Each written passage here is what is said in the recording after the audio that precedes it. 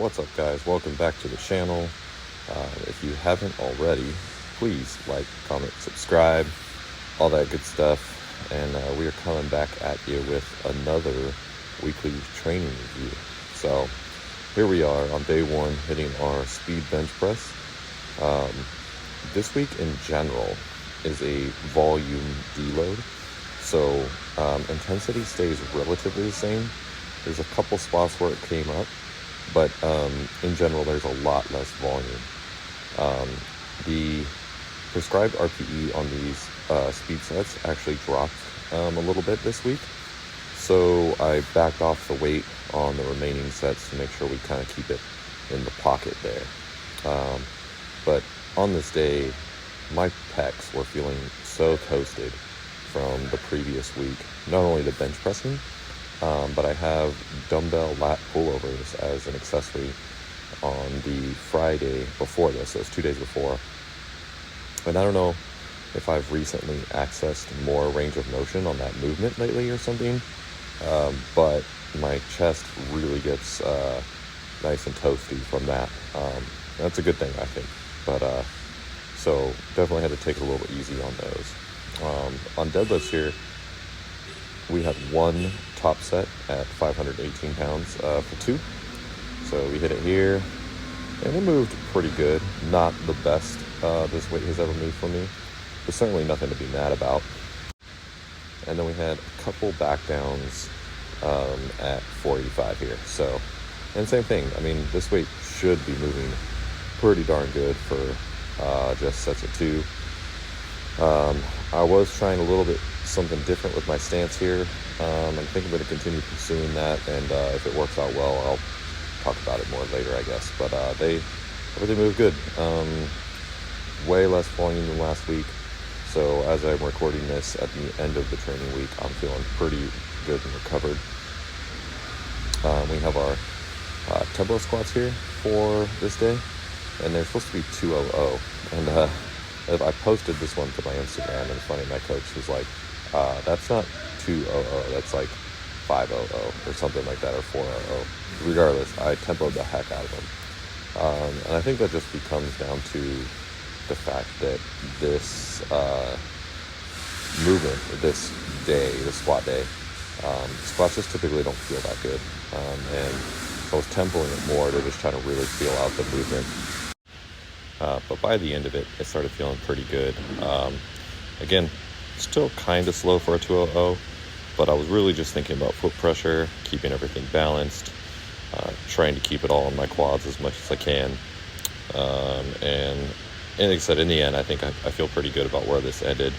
I ended up going up to 390 on this to finish off this block, and here I did the last set a little bit lighter though, because I wanted to make sure I was staying in the pocket.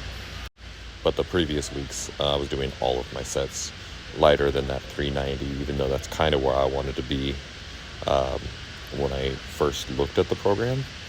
But I just, once I actually knew, like from fatigue of the other sets of the day and everything, I just knew I needed to kind of work into and build into that. I'm also experimenting with a little bit of a wider stance on these, and I'm a little unsure about that long term, but definitely going back to my close stance for now. On to day 2, which is just a bench day. I had 3 sets of 2 at 315, and so even though day 4 of training is usually my like heaviest day of bench, for whatever reason it worked out to where this is actually my heaviest day. So I just had 3 doubles straight sets at 315, and I think they all moved relatively decent.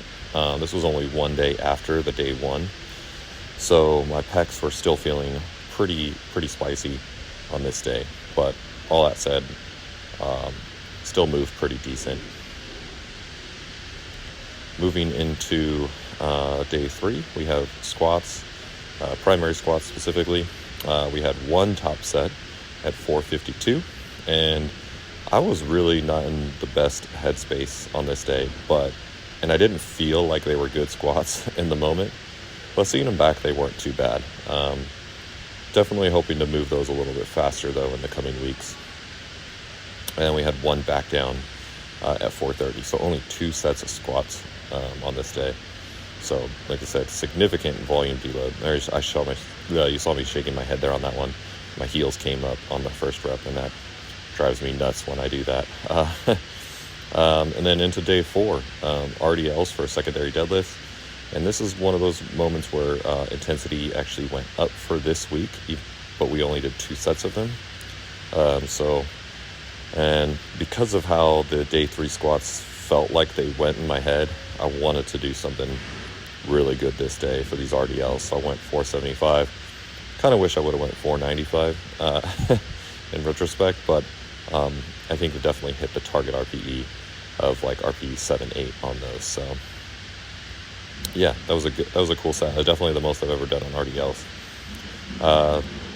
Then I guess you could call the main movement of this day would be bench. I had 308 for 2 sets of 2.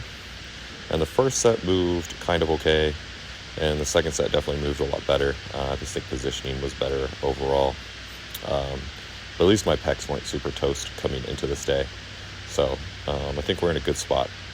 I did have a couple of back downs after this, 2 sets of 2 with 10 kilos less. So I think it's 286 pounds. And I did this first set and I kind of paused the second rep a little bit longer, kind of on accident. And I don't really know why I did it. And it got me thinking, when I do this last set, I'm just going to pause and roll long because, I don't know, it's light enough to where I can and just kind of practice my long pause work on the back downs. But yeah, that's pretty much it. Obviously, pretty easy week, way less volume. And now next week we start peaking. So that's pretty exciting to get ready for this meet. Officially 4 weeks out, and body's feeling good. So we'll see what we can do.